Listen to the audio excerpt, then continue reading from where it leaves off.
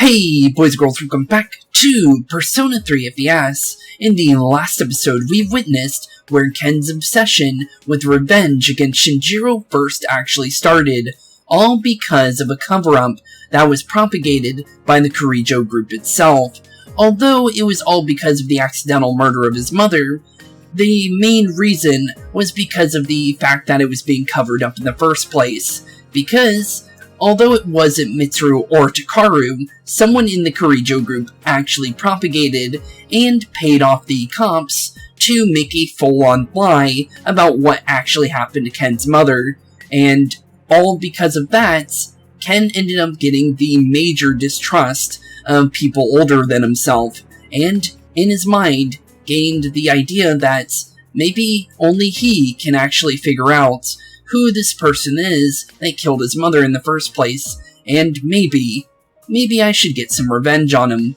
But, honestly, based on what we know with Ken, that all changed in the future, but it definitely was interesting to see what happened in his past, and where that idea actually came from, because the cops lied to him straight to his face, saying that a car crashed into his house, when it wasn't indeed Caster, Shinjiro's persona, destroying his house and then crushing his mom inside. And Ken barely even lived, apparently, due to the fact that he was like one room or something outside of the room that his mother was at the time. So, yeah, it almost ended with Ken and his mother dying in the end, apparently. And honestly, it's good that we ended up getting Ken to survive in the end, because obviously Ken's a cool character. It's just unfortunate the events that went through in order for Ken to actually join SEES, because Ken wouldn't have joined SEES if his mother never died in the first place, because he would have never thought of joining SEES in the first place, or even that the Dark Hour was something bad in the first place, or anything like that. He probably just would have stayed inside his house and probably became another victim of the Dark Hour that we couldn't have saved. So honestly, in a way, it did end up being a good thing, but it's still sad that the circumstances led to that being the case. And it was actually cool in general just to see Ken's past and kind of hear about Shinjiro again, since, you know, Shinjiro has been gone for a long time, and I really enjoyed Shinjiro, so I hope maybe at some point we may be able to see Shinjiro again and maybe even play as him, because it's always possible, since we're going back to past events. We could technically get a past version of Shinjiro at some point. That would be cool. I highly doubt it, but it's honestly just, like, you know, I'm just believing at this point, because I would like to see him again after all this time. But we probably won't. I'm just, like, heavy believing that it would happen, but it's probably more than likely never going to happen, but I can dream, honestly. But with that, we're actually going to be making our way into the next door, and getting ourselves to the next memory, I guess, because the first one was we got Polonium Mall in the past, and then it allowed us to buy items and stuff again. And then the second one was a memory of Ken's, so honestly it could either be something that can help us in battle, or it could be another memory. So I guess we'll find out once we actually get to that point. So with that, let's do this. Into the Kaina door. Okay, let's do this. This must be the third door. Are you ready? Yeah, I think I am. So, let's get into the Kaina district, or block, or whatever you want to call it at this point, because honestly it's more like a block, since it's kind of like the Tartarus in a way, even though it's a door. Or I guess Kaina Desert, I guess. I like the block name, honestly. But, let's do this. Let me scan ahead. It's very faint, but I'm sensing a strong enemy presence below. Be careful. Okay. So apparently a strong enemy presence, but no sign of our main character anywhere, which is interesting. Okay. Well, it's good to know that, that Makoto's not being seen yet, or Spooks at this point, because obviously it's both, but the main name that the protagonist is known by is either Minato, Makoto, or whatever you end up choosing for him as your main name, which ours is Spooks, but I'm just saying it just because honestly, for those that are just joining the answer and didn't watch through the main story might not even know that, so I'm just bringing it up just in case, just so others will know. Okay, that's good to know. Smashing gets reflected by that Hulk Hogan-like enemy in this area. good to know. I was honestly just hoping that the first hit would honestly go through anyways, but okay, it's actually good to know, so now we know what they reflect without having to worry about that later. Okay, so honestly, I don't know how many floors is in this area, because unlike the Tartarus, I looked ahead for the Tartarus, because the Tartarus is more, like, you know, more floors than this one will ever be. I think, the Tartarus is double the amount that's in this area, I think. It's something like around there, I would believe. Because it wouldn't make any sense if there's too many floors, but enough to make it at least, you know, enough to have enough areas to train enough to become strong enough to fight anything that you end up fighting. So that's the reason why they put so many floors on this. But I'm going to say it's probably going to be about half of what the Tartarus was, if anything, altogether. And also, here's a little bug that I ended up running into from, I don't know if it's from the mod or just the emulator itself, but Herculean Strike and Vicious Strike are bugged out where you see both of them when you get Herculean Strike. I don't know why, but it happens for some reason, and I tried to not have any personas with that ability so you guys didn't have to see that bug, but that's the first time it's actually been on screen that I had to show you guys, because it's on Menace and I can't really do anything about it. So honestly, perfect time to actually bring it up, because I thought as long as it's not on screen, I don't have to talk about the bug. But yeah, that's definitely a thing. I don't know how to fix it. I'm pretty sure it's not going to be that hard, but honestly, it's not that much of a problem, because I know what skill that is. It's just medium damage to everyone on field, so it's honestly not that bad to worry about. Okay, let's see if they're weak to physical attacks, just to see if we can just smack it normally. And it seems like we can, but it uses Bufu magic, which is something we can't really let him get away with. Let's see if he's weak to slashing. It's always good to check. Okay, slashing works, piercing works, so that means Mitsuru can attack normally. It's honestly good to know in case, because if we do need to use physical skills, it's good to know if they're weak to them. Okay, cool. Honestly, we'll go for Megiddo now, since we don't need to check again for piercing, but now we know for later if we fight this enemy again that we can use normal attacks, which is good to know.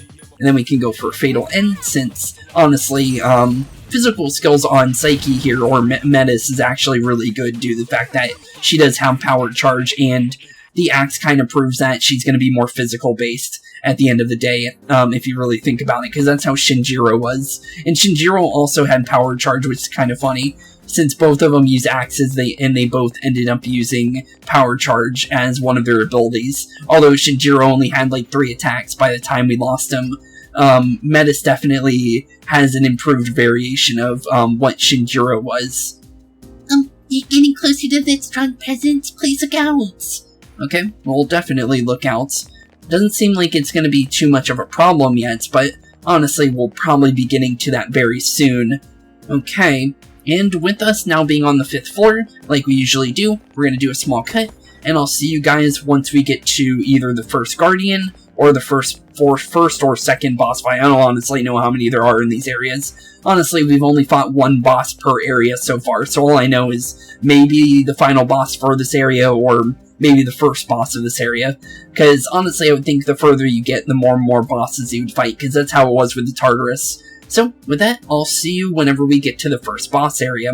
Okay, and we were actually not even that far off, apparently. It was literally basically right on top of us, because the stairs were right next to us. So, with that, let's actually jump right on in. The enemy's waiting below. Are you ready? Yeah, I am. So, let's do this. So, our first boss, probably 2, due to the fact that there's one this early. So, I'm guessing there will be another one after this. Because we didn't get a boss until like floor 9 in the previous area, and this is floor 7. So I have a feeling we're more than likely going to fight another one then. So that's actually good to know. We must get through. You can do it. Yeah, we can probably do it. And no instance of the Spook Shadow either.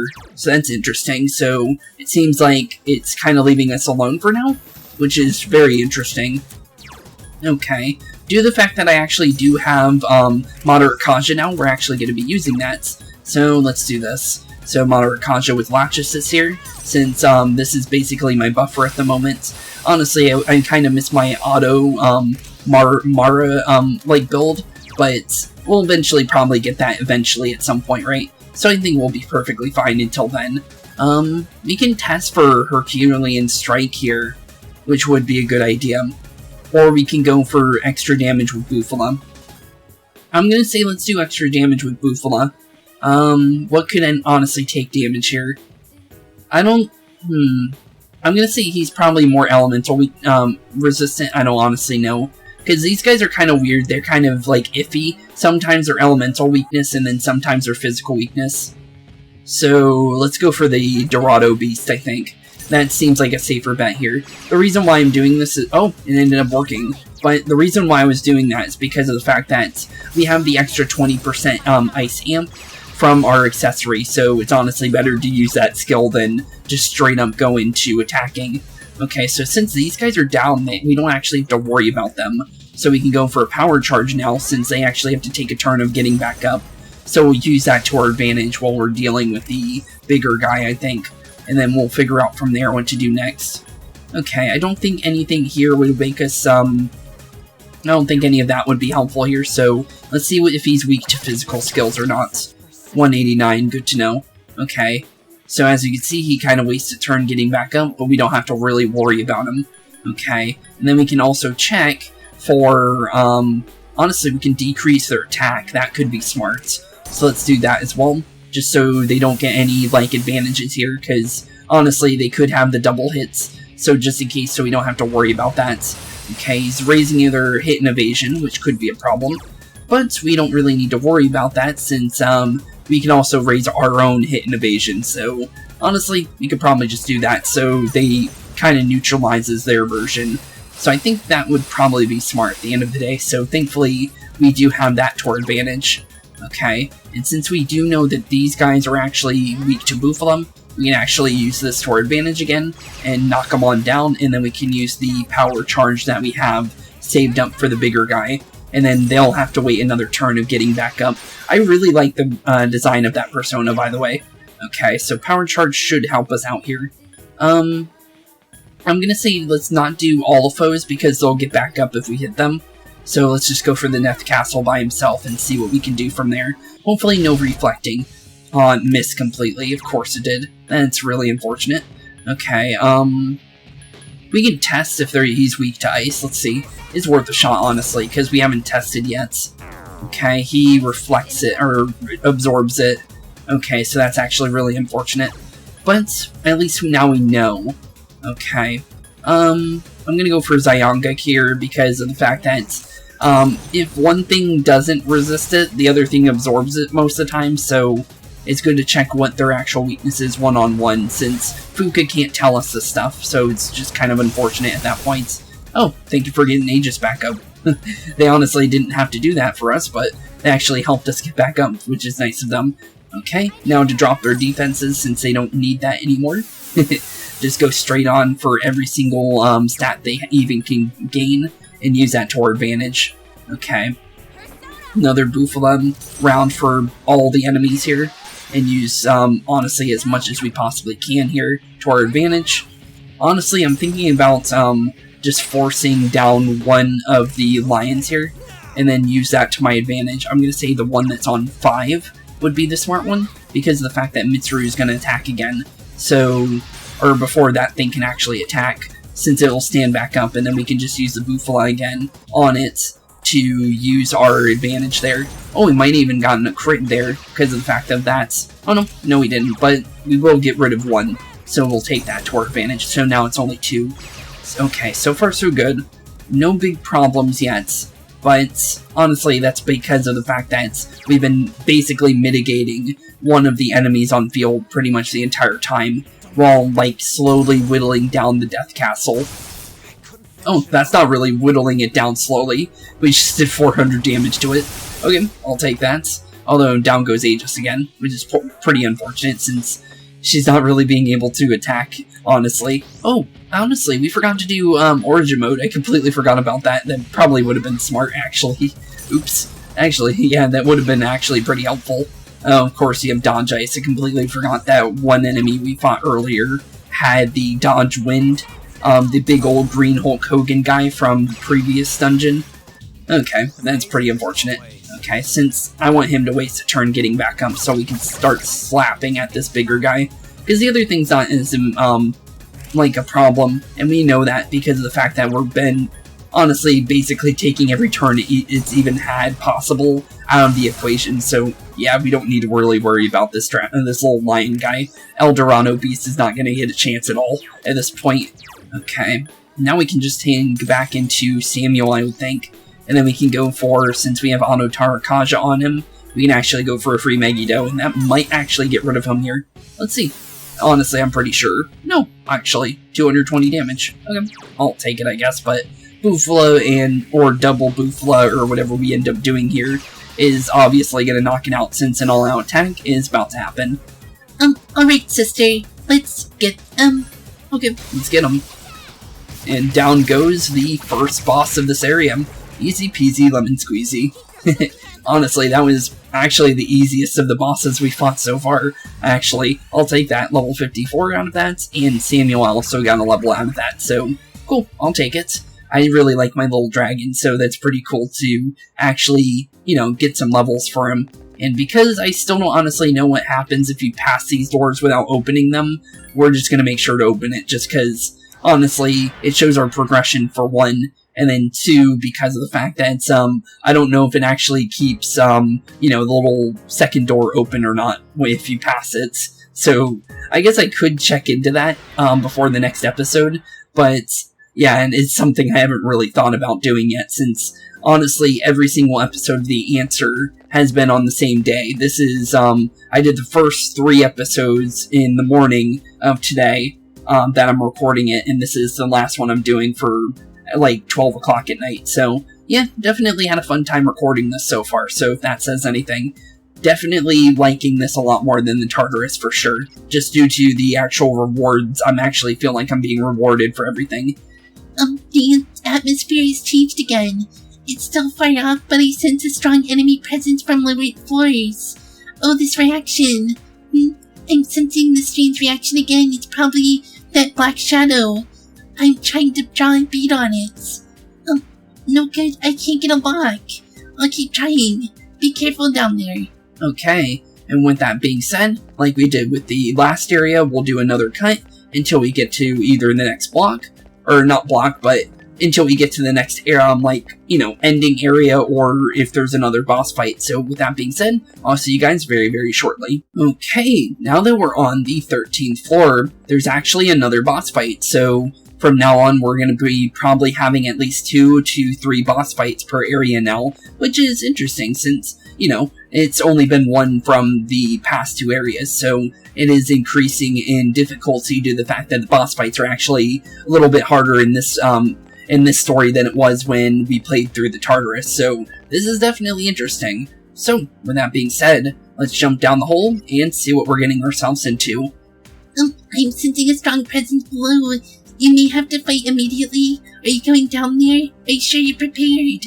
Yeah, I think we are. And if you're wondering, yes, indeed, we did see Makoto before this, but honestly, it was too small enough to keep an episode since I honestly didn't catch it in time because he kind of just ran past as soon as I was able to even say anything. So, yeah, definitely, he is around this area, or Shadow, or whatever it is, honestly. But we did see him, if you're wondering. Shadow's confirmed, and wait, I sense the same unknown presence as before.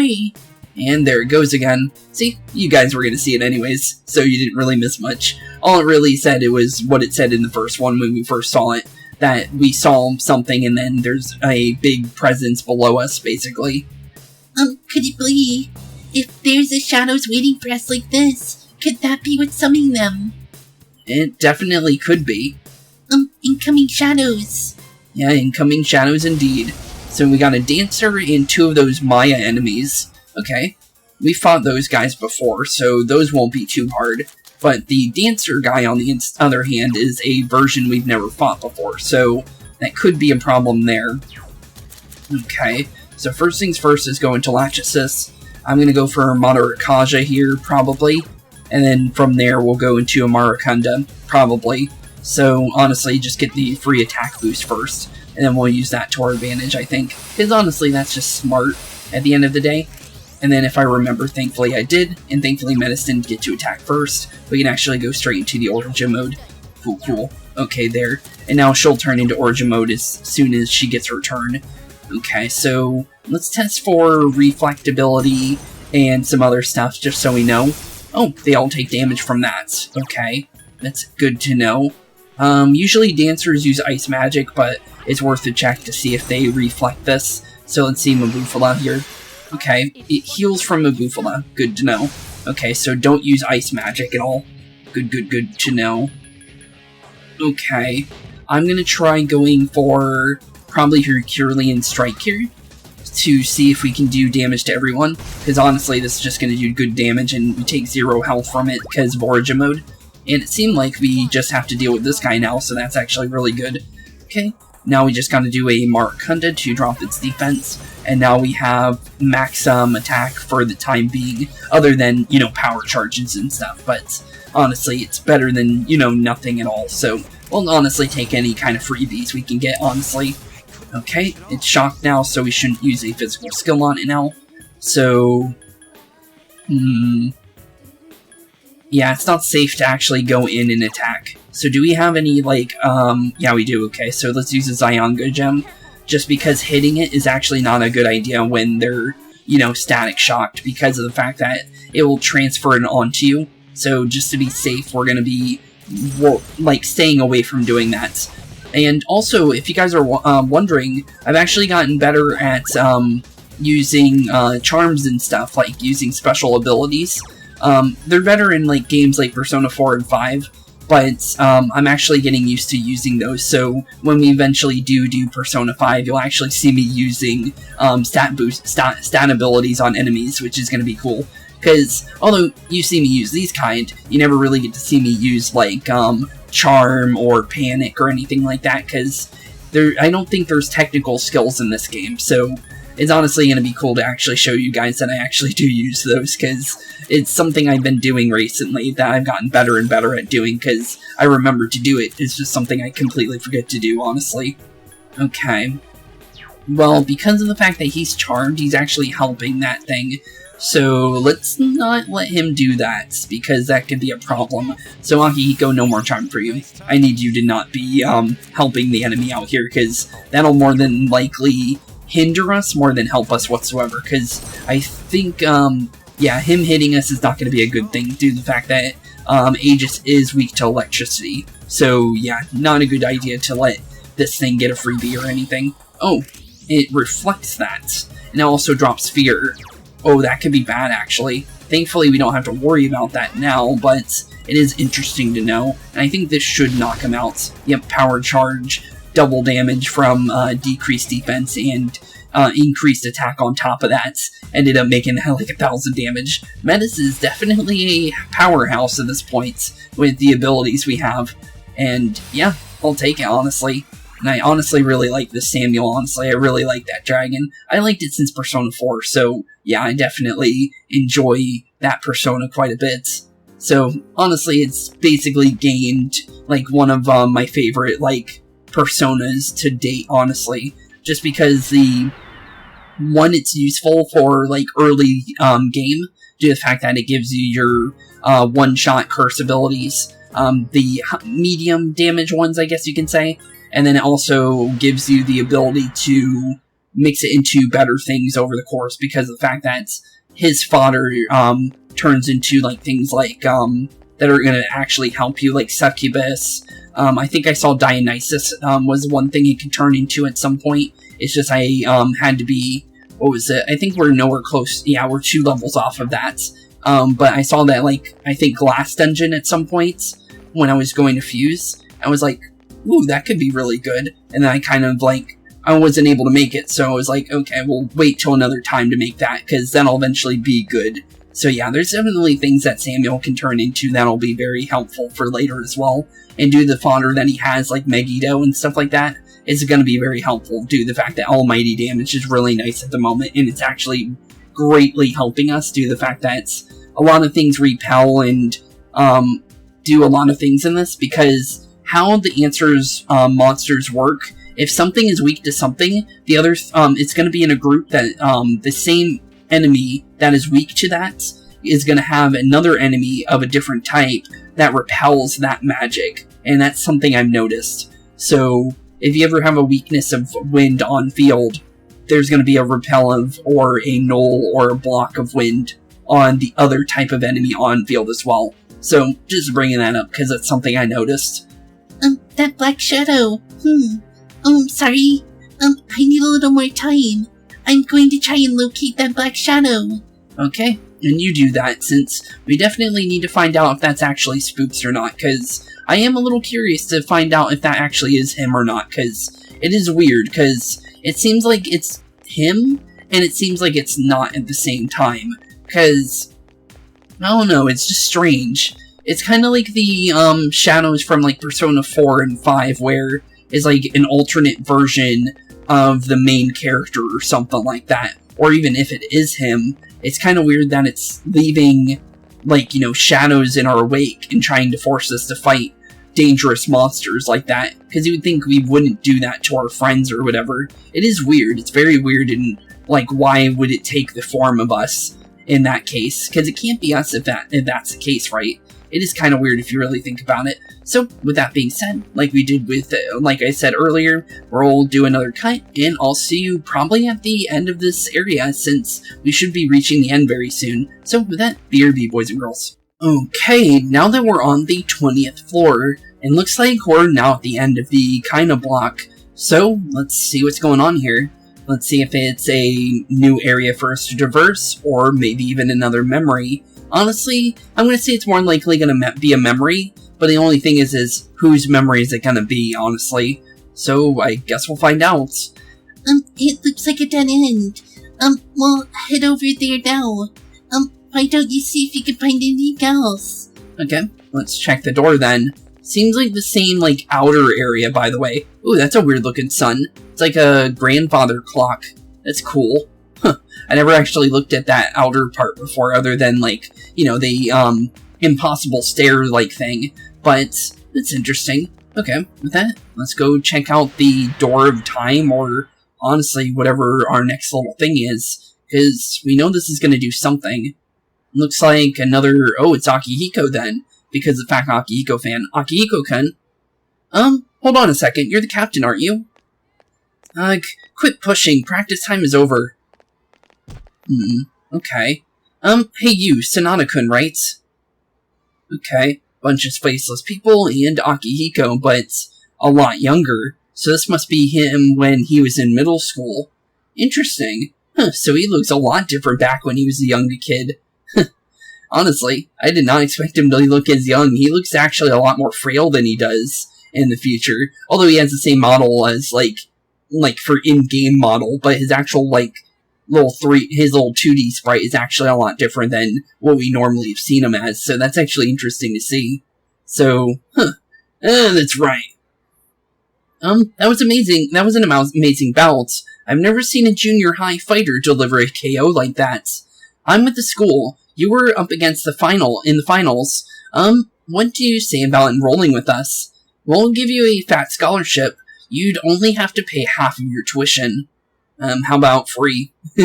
Akihiko's, like, basically number one when it comes to boxing, based on what we can tell. So, yeah, you're gonna have to make him a free boxer at this point, because he's gonna want that if he wanted to join your school at that point.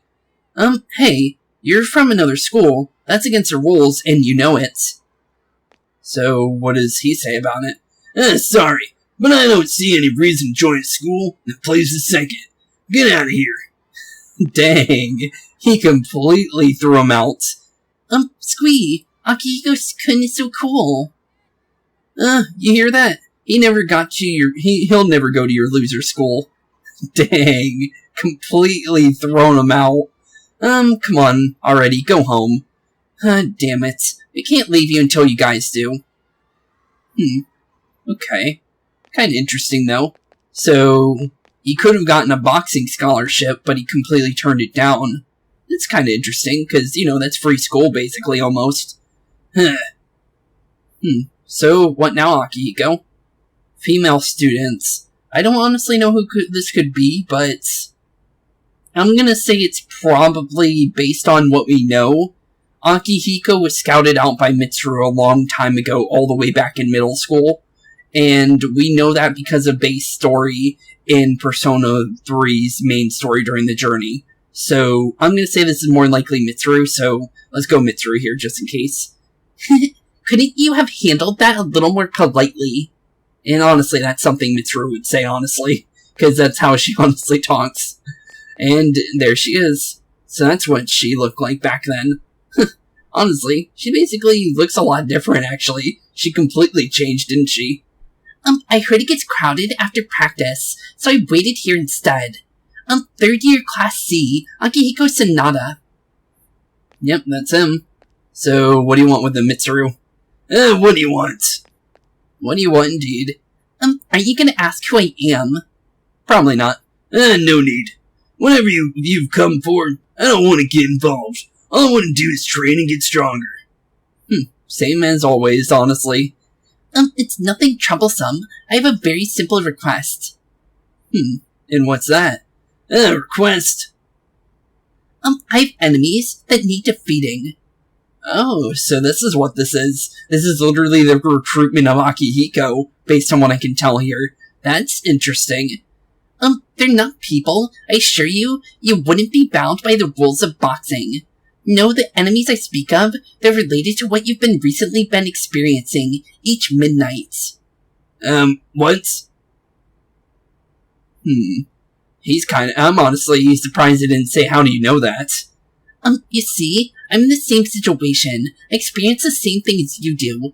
The difference is, I know what it means. If you come with me, I'll share it when I know with you. Okay.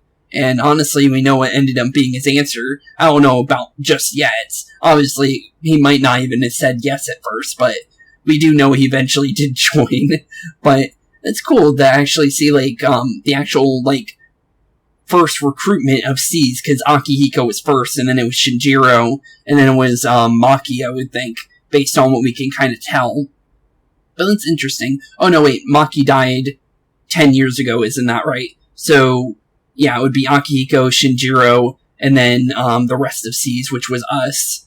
And then it went to, it was Yukari first, actually, then us, then Junpei, and then, obviously, Fuka, and then Koromaru, then Ken, and then it was Aegis and then Ken. So, it's kind of hard because it's been so long, but, yeah, definitely, interesting to see, the first recruitment of C's, because Mitsuru was literally the first member/leader. So, it's cool to see, the first actual normal member that wasn't, the actual founder of it, basically. Who are you? Yeah, who are you indeed? Mitsuru Kirijo. I'm a third year like yourself. Yep, she is. Kirijo? I've heard of that name before. Yep, the biggest, family in this area. You said you wanted to build your strength. What you really need is a riskier challenge. Yep, gotta fight for your life, basically. And, that's kind of funny due to the fact that, obviously, Akihiko would think that would be a real gun at this point. It's kind of weird to just bring out a gun out in the middle of the school, isn't it? She didn't really think about that, did she? And with this, you can challenge them. What is that? Since he had said ... might as well, give it a little bit of something, because he's just acting what's going on, basically? The door finished this time, too. Yeah, it did. So, what do you think, Akihiko? Do you have any ideas? First Ken's pass and now mine. What in the world does it mean? Good question. I have no idea either. Yeah, same. That really brought me back, though. We were both in our junior high then. Which is kind of cool to see both of them back in the past, because we've never actually seen them as, in their past, so it's actually cool to see, some past events with them, so that's actually really nice. To tell you the truth, I thought that girl was crazy until I first summoned my persona. what I was supposed to expect when you gave me what looked like a gun 5 minutes after meeting me. True. All part of my plan. That was the best way I could think of getting your attention. If I'd asked you to just do something like fight for justice, I never thought you'd listen. True. That does make sense. You can say that again. True. So that was a school. Yeah, it was. Although that was a middle school, but honestly, it was still school. Not a good school, because, honestly, from my own personal, experiences, I didn't have fun with either middle school or high school, but yeah, that's definitely a school either way. Yes it was, but it was only a small portion of a school. True. Really? Then it actually is much bigger than that. Yep, that's indeed true. Yes. Have you really never been outside before? Well, we kind of deduced that she was stuck inside the abyss of time this entire time, so obviously yes. Unless, she's been in areas through the abyss of time apparently and knows a little bit about the doors a little bit based on the Polonium Mall one. But, interesting. Well, that's... Seems like we hit it on the head then. I didn't mean to embarrass you. It's nothing to be ashamed of. Thinking back on it, they kept me from leaving the dorm at first too. Do you also go to school, sister? Yeah, technically, but she kinda quit though, based on what we know. I did, but after the spring, I won't be going anymore. Which I still don't understand, honestly. Huh? How come? All your friends go. They are your friends, right? You'd like to be around them, don't you? Yeah, why don't you want to go to school with them? Why? It's because I think it's 100% something to do with Spooks then. It's very obvious. That's obviously the reason why she's not going back. I guess it brings back terrible memories, I guess, or she just feels like she failed or something like that based on the small, hints that we got in the beginning of the game for the answer. So, it is interesting, though, because, after everything our main character did to make sure everyone was happy, they kind of just reverted back and didn't understand everything we, tried to teach them through our small interactions with everybody, saying just live for yourself and have fun with the future and the past, and never, think poorly of anything that happened in your past or in your future, and just keep fighting for, a brighter tomorrow, basically. But apparently, they didn't remember any of that, and they kind of just took what we said, looked to the future, and kind of, didn't understand that it doesn't mean forget your past. So, it is pretty unfortunate that that's how they kind of, changed their mind on how they fought. But it seems like they're kind of re-understanding it now, over the course through Ken and Akihiko, and maybe even Mitsuru just now, because it seems like Mitsuru and Akihiko's one was attached to each other, based on what we just saw, but it is interesting. Well, I thought it was over, and it was my own decision. It's not over yet, you still got senior year. Oh, I see. Well, Metis seems like she would have wanted to go, so I guess you could take Aegis's place if you want. I don't think Metis is a bad person at all. Well, obviously not. She just didn't understand what was going on. No, not really bad. More like... we've been taking care of her so seriously up until now, but she's just a kid inside, isn't she? Yeah, kinda. Kinda like Elizabeth, basically. They just don't understand life really yet. They're like Aegis, when Aegis first started. They didn't understand yet. And over the course, Aegis understood the meaning of life, and we just gotta get Metis to understand it. And honestly, then Metis will become her own person. It's just that we need to kind of help her experience at least a little bit of life before truly getting her to trust us, because she'll only trust us after, I would think, because she only trusts Aegis at the moment, and we know that. So, maybe by showing her the meaning of life, we can get her to understand that she can not worry about just about Aegis, but also make friends with the rest of the Seas, and not be as scared / as angry about not knowing what to do around different people because she's never really talked to people before, so she didn't know what the actual correct answers were to say when she talked to Junpei or anyone else from C's and said, "Oh, I tried to kill you, but why are you so mad about it?" Basically, because she doesn't understand the implications of what she almost just did and how much these guys have fought in order to get to where they are right now, and how much that would have meant, how bad that would have been, because I would basically be throwing away everything they've done up to now, and that's basically what they said as well. So, I think over the time after Metis starts learning more and more, I think both Metis and C's will trust each other more, but the only thing is although I do say that thing with the, intro still is in the back of my mind, because we saw Aegis and Metis both fighting C's. So, unless that doesn't actually happen, it is very interesting. Maybe so. Maybe so indeed. So, you decided to return to the lounge. Okay, and back we go. Honestly, there's probably going to be another conversation right when we get back, since that's what it's been like. By the way, sister, I'm curious. What's in the room all the way down the hall on the second floor? I get the strangest feeling when I stand in front of it. Could it be? All the way down on the second floor? Do you mean his room? Hey, the stuff up there is none of your business, Metis. Oh, come on, don't be mean about it. Would you quit snooping around our dorm and getting into our stuff? Poor Metis. You don't have to yell at me like that. Anyway, this investigation is more important right now, isn't it? Let's hurry and get it over with. Yukari's really mad. She, completely, went off the edge. Because she's, more mad than she was during the main story.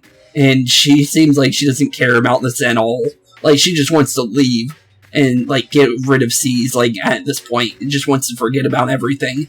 That's kind of sad, because, she seemed like she really enjoyed her time with C's, even near the end, even with, death looming over us and everything. She actually did seem like she was having a fun time near the end. So it's kind of sad that she doesn't want to be around anymore, around the C's members anymore, because as soon as this ends, based on what we saw before, everyone's gonna break up and no longer be around each other and basically kind of not even be friends anymore based on what we just saw. So, yeah, I hope, throughout this answer journey, that maybe we can kind of fix these and kind of make them understand that they could still be friends, even though Spooks or Makoto is no longer around. So, hopefully we can do something about that. I guess we'll find out soon, but I do hope that's something we can do. I hadn't realized it until now, but I spent most of my time at school dealing with the shadow-related problems. A life bound by a cursed legacy. Oh sorry, it's something I heard before when I was young. When you were young? Oh, foreshadowing to maybe a future door. Okay, so Mitsuru's might be next then, and maybe her past is next. Interesting. Thanks, Mitsuru. I've been slowly going through the documents Mitsuru-senpai found, but there's some bizarre cultist material mixed in with them, so it's rough going through. Sorry, but I'll need a little more time. Okay.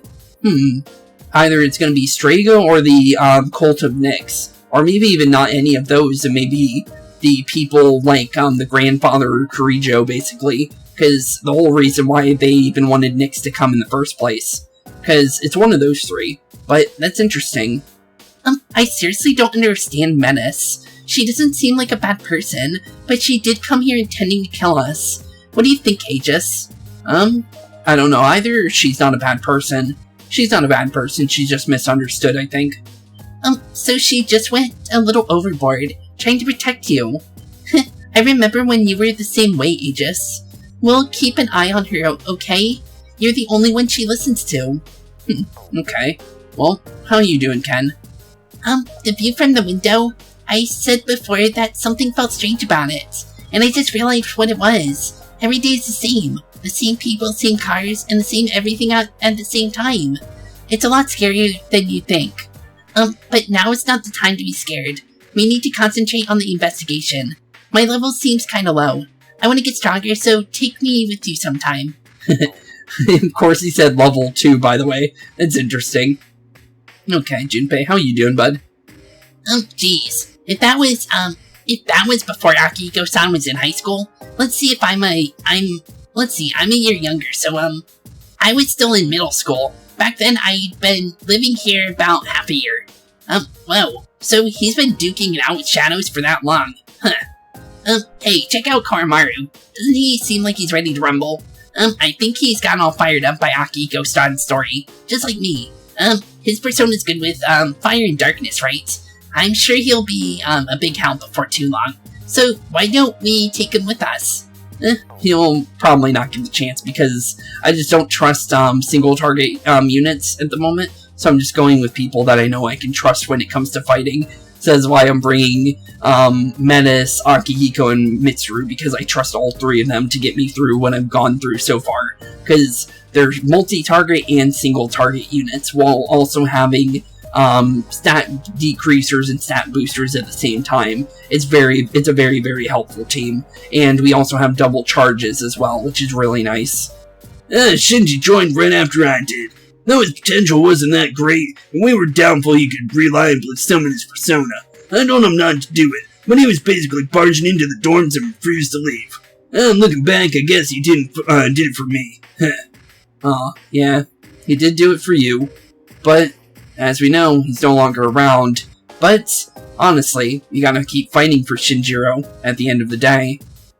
In Educational Reserve A School, everyone except me has found fond memories of Sister that have nothing to do with battle. Well, it's no use letting it get to me. By the way, Sister, did you know I have no weaknesses? But it also means you have no resistances either, exactly like Shinjiro. I'll be fine against any attack that's useful, right? Yeah, true. But you're also not resistant against anything as well, which is technically also kind of bad. But honestly, it kind of evens itself out at the end of the day, since she's evened out, but she can use wind and ice magic and slicing and power charges, so she honestly is a powerhouse to be reckoned with, honestly. So honestly, at the end of the day, Menace is definitely very, very useful at the end of the day. She's like Shinjiro was, where it's very useful to use her, / also Shinjiro for him. So both of them are really, really good, but this time around it seems like Menace is a Shinjiro that won't go away, which is really, really nice, because I would have really loved to play as Shinjiro for a lot longer. Apparently in Persona 3 Portable, Shinjiro can live, apparently, and that's something I've read, because we already know, as I said, I'm not going to go through Portable, because it's basically just going through this game again, but it is interesting, since there's a little bit of, like, little Easter eggs, like Vincent's from the Catherine games is in there. You have Yukiko, as a small Easter egg, and she talks about the Amagi Inn, which is really interesting.